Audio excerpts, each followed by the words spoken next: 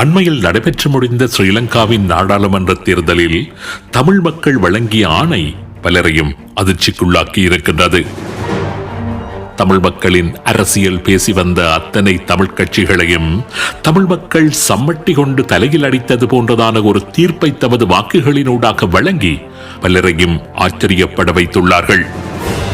இதற்காக தமிழ் மக்கள் இப்படியான ஒரு தண்டனையை தமக்கு வழங்கியிருந்தார்கள் என்கின்ற அதிர்ச்சி, ஆச்சரியம், கோபம், விரக்தி தமிழ் அரசியல் தலைமைகளுக்கு இப்பொழுதும் இருந்து கொண்டிருக்கின்றது. தமிழ் மக்கள் வழங்கிய அந்த தீர்ப்பை அவர்களால் ஜீரணித்துக் கொள்ள முடியவில்லை. யாழ்ப்பாணத்தில் தமிழ் தேசியம் பேசி வந்த அத்தனை தமிழ் அரசியல் கட்சிகளுக்கும் தமிழ் மக்கள் நல்லதொரு பாடத்தை கற்பித்து மிகப்பெரிய தண்டனையையும் வழங்கியிருக்கின்றார்கள். தமிழ் தேசியம் என்று பேசிக்கொண்டு தமிழ் அரசியல் அரங்கில் அடித்தாடி கொண்டிருந்த பல அரசியல் பிரபல்யங்களை கேவலப்படுத்தி தூக்கி தூர வீசி எறிந்திருக்கின்றார்கள். ஏன் நடந்தது இப்படி? எதற்காக தமிழ் மக்கள் இப்படியான ஒரு தண்டனையை தமிழ் அரசியல் கட்சிகளுக்கும் தலைவர்களுக்கும் வழங்கியிருந்தார்கள்?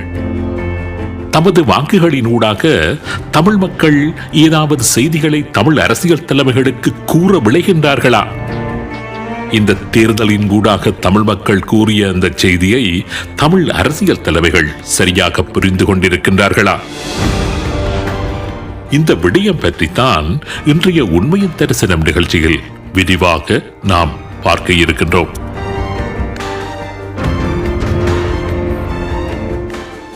முதலில் தமிழ் மக்களின் தலைமைகள் என்பவர்களும் தமிழ் அரசியல் கட்சிகள் என்று கூறிக்கொண்டு தமிழ் மக்கள் மத்தியில் வலம் வந்து கொண்டிருப்பவர்களும் யார் என்று நாம் பார்த்தாக வேண்டும். ஸ்ரீலங்கா அரசின் ஒட்டோடிகள் என்று கூறப்படுகின்ற டக்ளஸ் தேவானந்தா, கருணா, பிள்ளையான், அங்கஜன் போன்றோரை தமிழ் அரசியல் தலைமைகளாக அடையாளப்படுத்துவதற்கு நாங்கள் விரும்பவில்லை. இவர்கள் தமிழ் மக்களின் நலனை விட ஸ்ரீலங்கா அரசாங்கத்தின் நலனையை பிரதிநிதித்துவப்படுத்தும் வகிபாகத்தை செய்து வருவதன் காரணமாக இப்படிப்பட்ட தலைவர்களை தமிழ் தலைமைகள் என்கின்ற வரையறைக்குள் நாங்கள் கொண்டு வர விரும்பவில்லை. தமிழ் தேசியம் பேசியபடி தமிழ் மக்களின் விடுதலைக்காக வென்று கூறிக்கொண்டு தமிழ் மக்கள் மத்தியில் அரசியல் செய்து வருகின்ற கட்சிகளைத்தான் இங்கு நாம் யார் இவர்கள் என்று பார்க்க இருக்கின்றோம். நடைபெற்று முடிந்த நாடாளுமன்ற தேர்தலில் சங்கு சின்னத்தில் போட்டியிட்ட பல கட்சிகள் தமிழ் மக்களின் விடுதலைக்காக வென்று ஆயுதம் ஏந்தி போராடிய கட்சிகள். டிலோவாக இருக்கட்டும், புளொட்டாக இருக்கட்டும், EPRLF ஆக இருக்கட்டும், இந்த கட்சிகள் அத்தனையுமே தமிழ் மக்களின் விடுதலைக்காக ஆயுதம் ஏந்தி போராடிய காலத்தை விட இந்திய படைகளுடனும் ஸ்ரீலங்கா படைகளுடனும் இணைந்து அவர்களது ஒட்டுக்குழுக்களாக செயற்பட்டு தமிழ் மக்களுடைய அரசியல் அபிலாஷைகளுக்கு எதிராக களமாடிய காலம்தான் அதிகம் என்று கூறலாம். 1987 மற்றும் 88 ஆண்டுகளில் இந்திய படைகள் இலங்கையில் தமிழ் மக்களை கொன்று குவித்து தமிழ் பெண்களை பாலியல் வல்லுறவு புரிந்த காலங்களில் அவர்களது அத்தனை அநியாயங்களுக்கும் கூட இருந்து துணை புரிந்தவர்கள்தான் இந்த டிலோ மற்றும் EPRLF போன்ற அமைப்புகள். தமிழ் பெண்களை பாலியல் வல்லுறவு புரிந்தவர்கள், எண்ணிலடங்காத காட்டி கொடுப்புகளை செய்தவர்கள், கொடூரமான பல படுகொலைகளை செய்தவர்கள் என்று தமிழ் மக்களுக்கு இவர்களது சமூக விரோத நடவடிக்கைகள் காரணமாக நன்கு பரிச்சயமானவர்கள்தான் இந்த தமிழ் அமைப்புகள். ஒரு நபரை தலைமண்டையில் சுட்டு படுகொலை செய்வதை மண்டையில் போடுவது என்று அழைப்பார்கள். அந்த காலகட்டத்தில் தமிழ் மக்களுக்கு எதிராக இதுபோன்ற படுகொலைகளை செய்வதற்கு என்றே அந்த காலகட்டத்தில் மண்டையன் குழு என்று ஒரு குழு உருவாக்கப்பட்டிருந்தது. அந்த மண்டையன் குழுவுக்கு தலைமை தாங்கியவரும் இந்த தேர்தலில் தமிழ் மக்களின் ஆணை வேண்டி தமிழ் அரசியல் கட்சி ஒன்றில் போட்டியிட்டிருந்தார். ஸ்ரீலங்கா அரசாங்கம் தமிழ் மக்கள் மீது இன அழிப்பு நிகழ்த்திய காலகட்டங்களில் அந்த இன அழிப்பை செய்த ஸ்ரீலங்கா படைகளின் துணை ராணுவ குழுக்களாக உத்தியோகபூர்வமாக செயற்பட்டு அவர்கள் சார்பாக நீதிக்கு புறம்பான படுகொலைகளையும் ஆட்கடத்தல்களையும் செய்த EPRLF, டிலோ, புளொட் போன்ற அமைப்புகளின் பல முக்கியஸ்தர்கள்தான் பின்னாட்களில் தேசிய முகமூடி அணிந்து தேர்தலில் போட்டியிட்டிருந்தார்கள். இப்படிப்பட்டவர்களை ஒரு சந்தர்ப்பத்தில் தமிழ் மக்கள் மன்னித்து அவர்கள் அரசியல் செய்வதற்கு அனுமதித்திருந்தார்கள். தமிழ் தேசியமாக தமிழ் மக்கள் ஒன்று திரள வேண்டியதன் அவசியத்தை மனதில் நிறுத்தி சமாதான காலத்தில் இந்த அமைப்புகளுக்கு ஒரு பொது மன்னிப்பை வழங்கிய தமிழ் மக்கள் தமிழ் தேசிய கூட்டமைப்பு என்கின்ற ஒரு அமைப்பில் இவர்கள் இணைந்து போட்டி போட அனுசரணையும் வழங்கியிருந்தார்கள். தாங்கள் இளவயதில் அறியாமல் செய்த தவறுகளை தமிழ் மக்கள் மன்னிக்க வேண்டும் என்று இவர்கள் கேட்டுக்கொண்டதன் அடிப்படையில் இவர்களை மன்னித்து தம்மத்தியில் அரசியல் செய்வதற்கு தமிழ் மக்கள் அனுமதித்தும் இருந்தார்கள். இவர்களை தமிழ் மக்கள் மன்னித்திருந்தார்களே தவிர இவர்கள் செய்ததை தமிழ் மக்கள் மறக்கவில்லை. உள்ளிவாய்க்கால் அவலத்தின் பின்பு தமிழ் மக்களின் புஜபலம் குறைந்ததும் மறுபடியும் இந்த தமிழ் அமைப்புகள் தமது பிறவிக் குணத்தை தமிழ் மக்கள் மத்தியில் காண்பிக்க ஆரம்பித்திருந்தார்கள். தமிழ் மக்கள் தங்களுடைய பிரதிநிதிகளாக இவர்களை தெரிவு செய்ய இவர்களோ பல்வேறுபட்ட தூதரங்களின் பிரதிநிதிகளாக பலம் பெற ஆரம்பித்தார்கள். தூதரகங்களின் அறைகளுக்குள் தான் இவர்களது ஒட்டுமொத்த அரசியலும் இருந்து வந்தது. சில தூதரகங்களினதும் சில புலம்பெயர் பெரு வர்த்தகர்களினதும் முகவர்களாகத்தான் இவர்கள் செயற்பட்டு வந்தார்களே தவிர தமிழ் மக்களை ஒரு தேசமாக ஒன்று திரட்டும் தமிழ் தேசியத்தின் அந்த அடிப்படை செயலை இவர்கள் துஞ்சரச் செய்யவில்லை.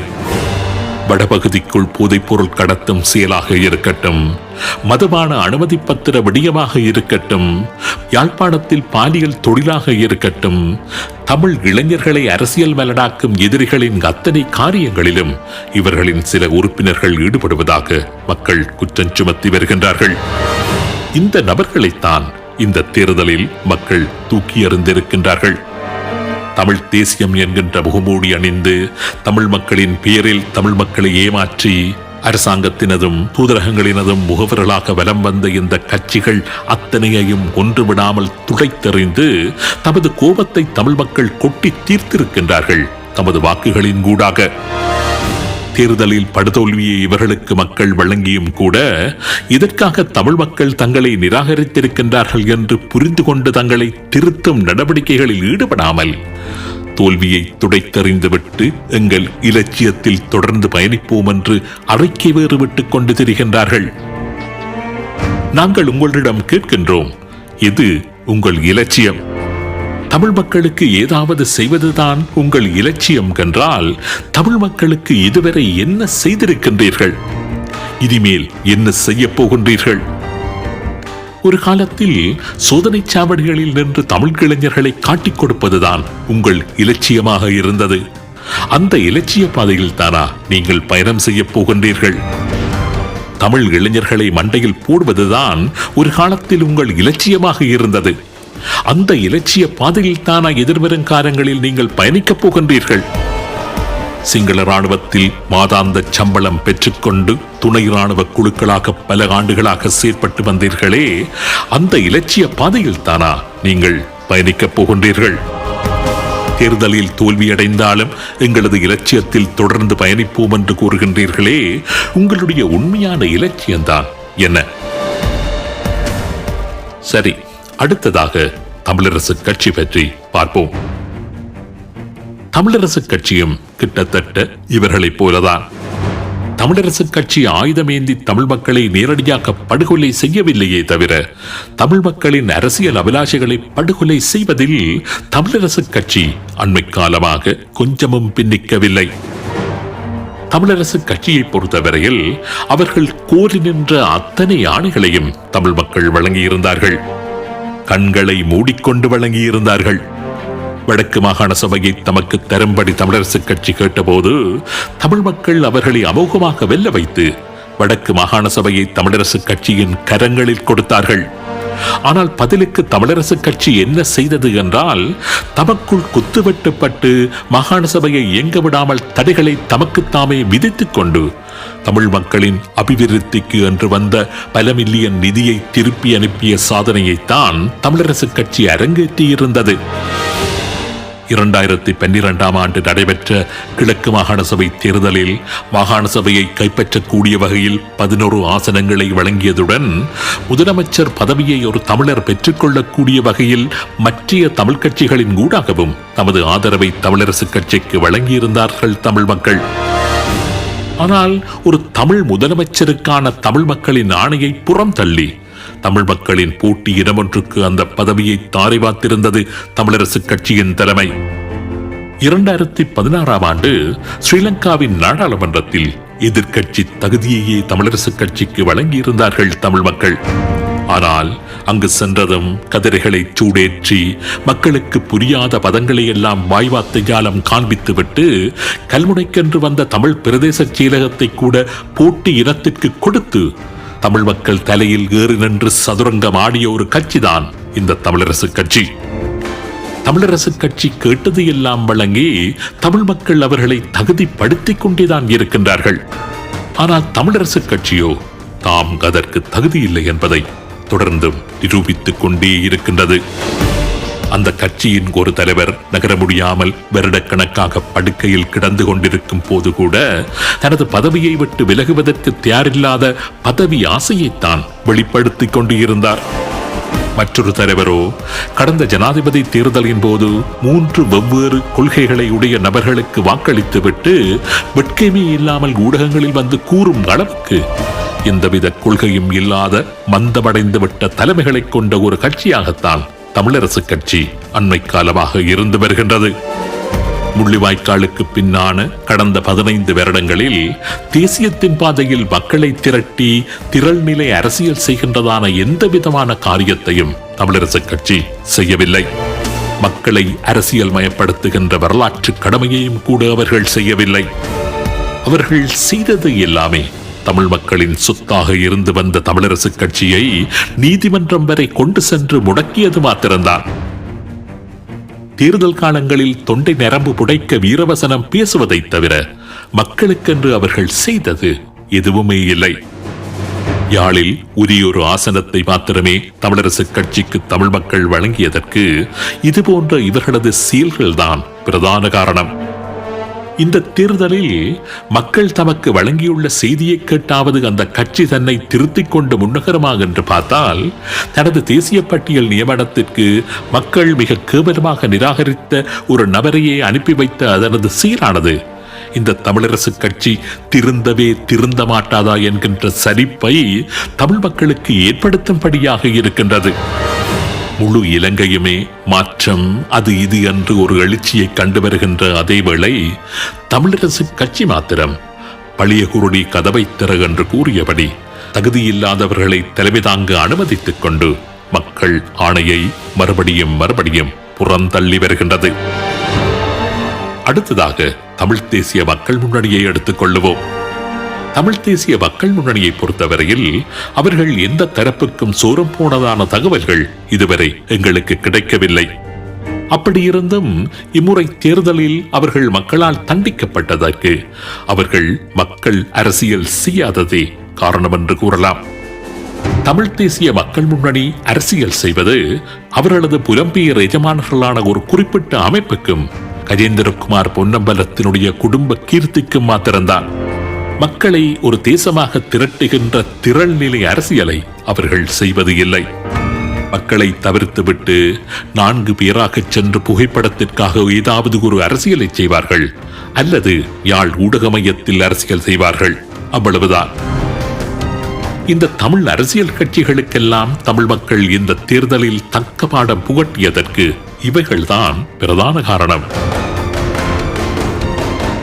வைத்தியர் அர்ஜுனா என்பவர் எப்படி வெற்றி பெற்றார் என்று பார்த்தாவது தமிழ் கட்சிகள் தம்மை திருத்திக் கொள்ள வேண்டும். வடக்கு கிழக்கு வரலாற்றில் வைத்தியர் அர்ஜுனா போன்று ஒரு தேர்தல் காலத்தில் அதிக சர்ச்சைக்குள்ளான வேட்பாளர் வேறு யாருமே இருக்க முடியாது. மூளைக்கும் வாய்க்கும் தொடர்பில்லாது அவர் உளறிக் கொட்டியது போன்று வேறு எந்த ஒரு வேட்பாளரும் தேர்தல் காலத்தில் உளறியதில்லை. வைத்தியர் அர்ச்சுனா போன்று கடுமையான விமர்சனங்களை இந்த தேர்தல் காலத்தில் சந்தித்த வேட்பாளர் என்று வேறு யாரையும் கூறிவிட முடியாது. ஆனால் தமிழ் மக்களோ வைத்தியர் அர்ச்சுனாவை வெல்ல வைத்து அழகு பார்த்திருந்தார்கள். இத்தனைக்கும் அவர் யதார்த்தபூர்வமான அரசியலை பேசினாராக என்றால் நிச்சயம் இல்லை. தமிழ் தேசியம் பற்றிய வரவிலக்கணம் உரைத்தாராக என்றால் அதுவும் இல்லை. இருந்தும் மக்கள் அவரை தமது பிரதிநிதியாக நாடாளுமன்றம் அனுப்பி வைத்ததற்கு ஒரே ஒரு காரணம், அவர் மக்களின் பிரச்சனைகளை பேசினார். வைத்தியத்துறையில் அந்த மக்கள் நாளாந்தம் அனுபவித்து வந்த கஷ்டங்களை பேசினார். வைத்திய சேவை என்கின்ற விடயம் வியாபாரமாகிவிட்ட மக்களின் அந்த கவலையை அவர் பிரதிபலித்தார். தமக்கு ஒன்று என்றால் வைத்தியர் அர்ஜுனா தமக்காக வந்து நிற்பார் என்கின்ற எண்ணத்தை சாதாரண மக்கள் மனங்களில் அவர் தனது செயல்களினூடாக விதைத்திருந்தார்.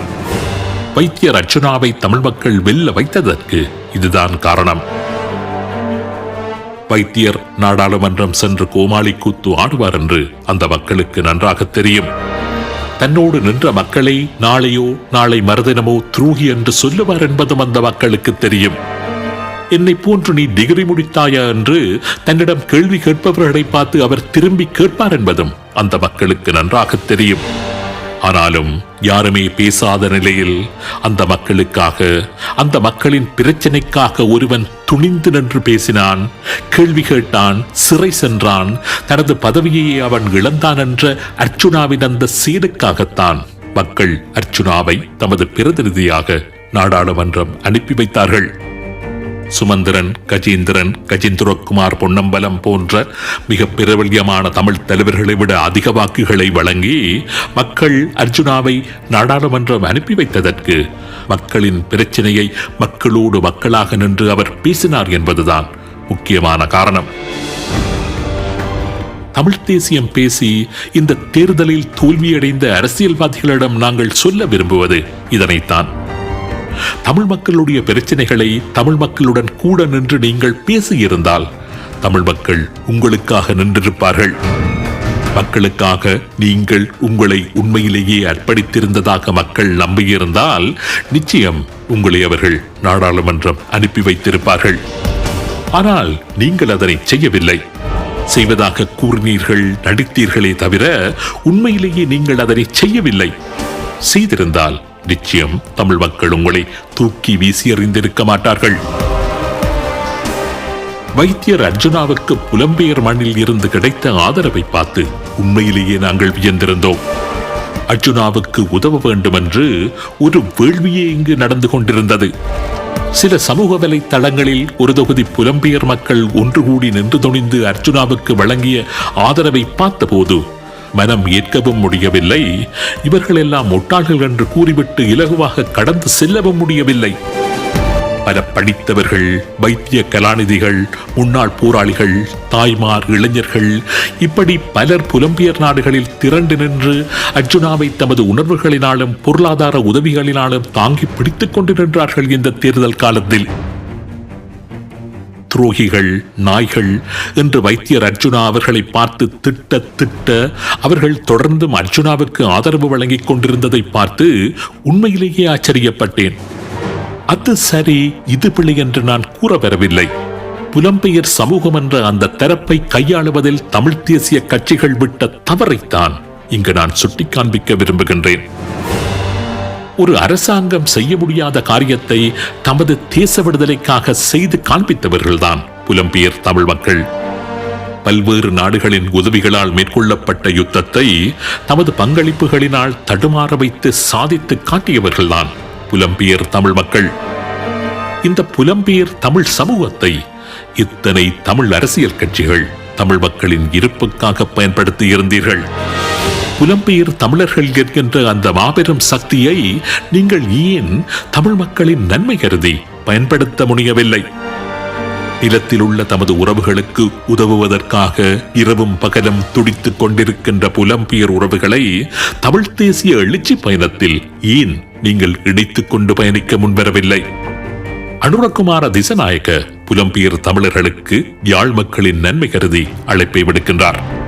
அனுரகுமார திசநாயக்க தேர்தல் பிரச்சாரத்திற்காக யாழ்ப்பாணம் வந்தபோது புலம்பெயர் தமிழர்கள் யாழ்ப்பாணத்தை கட்டியெழுப்ப முன்வர வேண்டும் என்று யாழ் மண்ணில் நின்றபடி அறைகூவல் விடுக்க முடிகின்றது என்றால் ஏன் புலம்பெயர் தமிழ் மக்களின் இரத்தமும் சதையுமான உங்களால் அதே போன்ற ஒரு அறைகூவலை விடுக்க முடியவில்லை? ஏன் நீங்கள் அதனை இன்று வரை செய்யவில்லை? உங்கள் கட்சிகளின் கிளைகள் புலம்பெயர் மண்ணில் ஏன் இதுவரை திறக்கவில்லை? புலம்பெயர் மக்களின் வளங்களை கொண்டு ஏன் இலங்கையில் ஒரு பொருளாதார கட்டமைப்பை உங்களால் உருவாக்கிக் கொள்ள முடியவில்லை? நிலத்தில் உள்ள மக்களுக்கும் புலம்பெயர் மக்களுக்கும் இடையில் ஏன் ஒரு உறவு பாலத்தை உங்களால் அமைத்துக் கொள்ள முடியவில்லை? நாங்கள் இங்கு எழுப்புகின்ற கேள்விகளை உங்கள் மீதான வன்மத்தின் வெளிப்பாடாக தயவு செய்து பார்க்க வேண்டாம். நாடாளுமன்றம் செல்வதற்காக யாழில் இருந்து தெரிவான எமது பிரதிநிதிகள் யார் யாரெனதோ கால்களில் எல்லாம் விழுந்து கிடக்கின்ற அந்த அவல காட்சியை பார்த்த வேதனையில் தான் இது போன்ற கடுமையான கேள்விகளை இங்கு எழுப்புகின்றோம் என்பதை தயவு செய்து புரிந்து கொள்ளுங்கள். உங்களை காயப்படுத்துவதோ அல்லது உங்களை மல்லினப்படுத்துவதோ எங்களுடைய நோக்கம் அல்ல. உரிமையுடன் கூடிய ஒரு ஆரோக்கியமான விமர்சனமாகத்தான் எமது கருத்துக்களை பாருங்கள். இலங்கை வாழ் தமிழ் மக்களின் எண்ணங்களைத்தான் இங்கு நாம் பிரதிபலிக்கின்றோம் என்று தயவு செய்து உணர்ந்து கொள்ளுங்கள். அடுத்த தேர்தலை பற்றி யோசிக்கின்றவன் வெறும் அரசியல்வாதி மாத்திரம்தான். அடுத்த தலைவனை பற்றி யோசிக்கின்றவன் தான் தலைவன். அடுத்த தேர்தலில் என்னை பற்றி மக்கள் என்ன சொல்வார்கள் என்று யோசிக்கின்ற தலைவன் தான் மக்களின் தலைவன். எமது அரசியல் தலைவர்கள் எமது மக்களின் தலைவர்களாக இருக்க வேண்டும் என்ற எமது விருப்பத்தின் வெளிப்பாடுதான் உங்கள் மீது தமிழ் மக்கள் சார்பாக நாங்கள் முன்வைத்த ஒரு வகையிலான இந்த சுய விமர்சனம்.